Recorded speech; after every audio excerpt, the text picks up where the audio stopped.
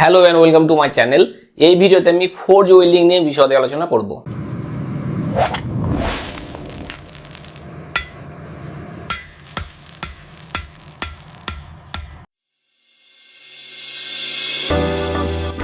তো forge welding হলো এক ধরনের প্লাস্টিক ওয়েল্ডিং বা প্রেসার ওয়েল্ডিং প্রসেস। তাহলে এই ক্ষেত্রে আমরা কি করব, এই ক্ষেত্রে মেটালকে আমরা প্লাস্টিক স্টেটে হিট করব এবং তার সাথে সাথে প্রেসার অ্যাপ্লাই করব। তো এটা কাজ কিভাবে করে, এটা একটা ফোর্জিং প্রসেসের মতো। আশা করি তোমরা ফোর্জিং প্রসেস কি জানো। ফোর্জিং প্রসেসে কি করা হয়, কোনো মেটালকে হিট করা হয়। হট ফোর্জিং এর ক্ষেত্রে কোনো মেটালকে হিট করা হয় সেই মেটালের রিক্রিস্টালাইজেশন টেম্পারেচারের উপরে এবং মেল্টিং পয়েন্টের নিচে। এই ক্ষেত্রেও আমরা মেটালকে হিট করব, কিন্তু পুরোপুরি মেল্ট করব না। দুটো মেটালকে জয়েন করব, দুটো মেটালকে আমরা হিট করব হোয়াইট হিট করব, একদম হোয়াইট হিট করার পরে একটা মেটালের উপরে আরেকটা মেটালকে রাখবো এবং তার উপরে আমরা রিপিটেড ফোর্স অ্যাপ্লাই করব বা কন্টিনিউয়াস প্রেসার অ্যাপ্লাই করব। বুঝতে পারছি ব্যাপারটা? তাহলে যদি আমরা দুটো মেটালকে হোয়াইট হিটেড কন্ডিশন অবস্থায় আছে সেরকম মেটালকে যদি একে অপরের উপরে রাখি ওভারল্যাপিং কন্ডিশনে এবং রিপিটেড ফোর্স বা কন্টিনিউয়াস প্রেসার অ্যাপ্লাই করি, তাহলে কি হবে, এই দুটো মেটাল একে অপরের সাথে একটু সময় পরে জয়েন লেগে যাবে। এটাই হলো ফোর্জ ওয়েল্ডিং প্রসেস। তাহলে এখানে আমরা কি করছি, ফোর্জিং প্রসেসটাকে, মেনলি ফোর্জিং প্রসেসটাকে আমরা কাজে লাগাচ্ছি। যে হ্যামারিং করছি হিটেড মেটালের উপরে এবং নির্দিষ্ট শেপ দেওয়া, এটাই ফোর্জিং। তাহলে এই ক্ষেত্রে আমরা সেটাই করছি, এই জন্য এটাকে বলা হচ্ছে ফোর্জ ওয়েল্ডিং।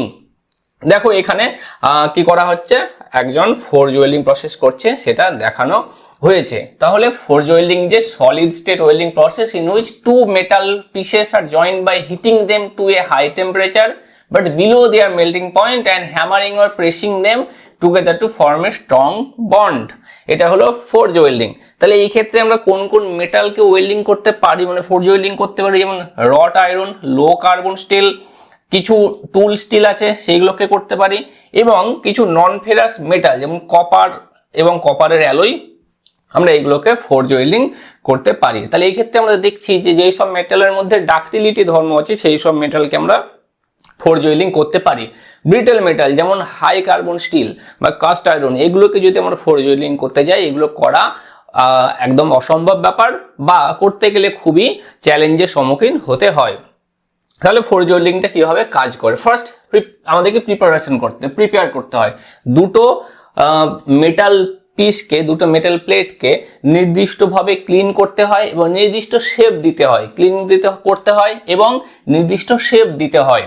বেশ, শেপ দেওয়া হলো, তারপরে সেই দুটোকে আমরা হিট করব ফার্নেসে হিট করব। মোটামুটিভাবে 900 থেকে 1300 ডিগ্রি সেলসিয়াসের মধ্যে হিট করা হয় সেই মেটালের রিক্রিস্টালাইজেশন টেম্পারেচারের উপরে এবং মেল্টিং পয়েন্টের নিচে হিট করা হয়। মোটামুটি হোয়াইট হিট করা হয়। হিট করার পরে হ্যামারিং বা প্রেসিং, মানে রিপিটেড হ্যামারিং করা হয় বা কন্টিনিউয়াস প্রেসার অ্যাপ্লাই করা হয় সেই দুটো মেটালের উপরে ওভারল্যাপিং কন্ডিশনে। হয়ে গেল। তাহলে এরা কি হবে, ইন্টারডিফিউজ হবে। ইন্টারডিফিউজ হওয়ার পরে সেই দুটো মেটাল ওয়েল্ডিং হয়ে যাবে, একটা স্ট্রং জয়েন্ট পেয়ে যাব। তো তারপরে লাস্ট প্রসেস হলো ফিনিশিং। তাহলে যে দুটো মেটালকে আমরা জয়েন করলাম, ওয়েল্ডিং করলাম, সেই দুটো মেটাল ঠান্ডা হবে। ঠান্ডা হয়ে যাওয়ার পরে যদি সারফেস ফিনিশিং কোনো প্রসেস থাকে সেগুলো আমরা করে থাকি। তো এখানে দেখো, এই হলো একটা মেটাল আর এই হলো একটা মেটাল। আমরা এখানে দেখতে পাচ্ছি হোয়াইট হিট বা ইয়েলো হিট করা হয়েছে এবং সেই দুটো মেটালকে এই হ্যামারের সাহায্যে হ্যামারিং করা হবে। মানে খুবই ইজি একটা প্রসেস। সেই প্রসেসটা কিরকম, দুটো মেটালকে আমরা এখানে কি করেছি, এই জায়গাটুকু আর এই জায়গাটুকু হোয়াইট হিট করেছি এবং কন্টিনিউয়াসলি আমরা কি করে যাচ্ছি, হ্যামারের সাহায্যে আমরা রিপিটেড হ্যামারিং করে যাচ্ছি। তাহলে এই দুটো মেটাল কি হবে, এই জায়গাটুকু এখানে চ্যাপ্টা হয়ে যাবে জায়গাটুকু, আর এই জায়গাটুকু এখানে চ্যাপ্টা হয়ে যাবে। চ্যাপ্টা হয়ে যাওয়ার পর একে অপরের সঙ্গে জমাট লেগে যাবে এবং এরকম ধরনের একটা বন্ড তৈরি করবে, ওয়েল্ডিং জয়েন্ট তৈরি করবে। এই যেটুকু বাঁকা অংশ থেকে গেল সেইটুকু কি আমরা সারফেস ফিনিশিং করে নেবো, তাহলে কিন্তু স্মুথ হয়ে যাবে এবং ফোর্জ ওয়েল্ডিং এর ফলে আমরা একটা স্ট্রং জয়েন্ট পেয়ে যাব। এটা হলো ফোর্জ ওয়েল্ডিং।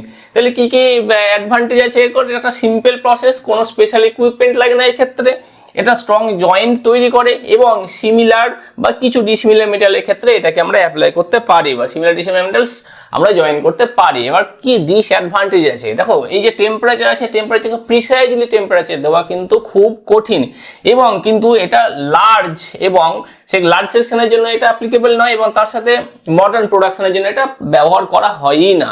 এইসব আর্ক ওয়েল্ডিং, গ্যাস ওয়েল্ডিং বা টিগ ওয়েল্ডিং, মডার্ন ওয়েল্ডিং প্রসেসগুলো ব্যবহার করা হয়ে থাকে।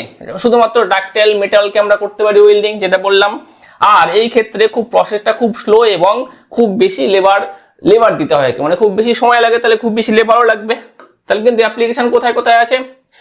ব্ল্যাকস্মিথ টুল তৈরিতে, ব্লেড তৈরিতে, chain, hook, ring, old railway axle, wagon parts, বিভিন্ন ডেকোরেটিভ ওয়ার্ক, আয়রনের এইসবগুলো তৈরি করা হয়ে থাকে। অ্যাপ্লিকেশনও আছে, মানে ওল্ড প্রসেস হলে অ্যাপ্লিকেশন আছে, ওল্ড ইজ গোল্ড।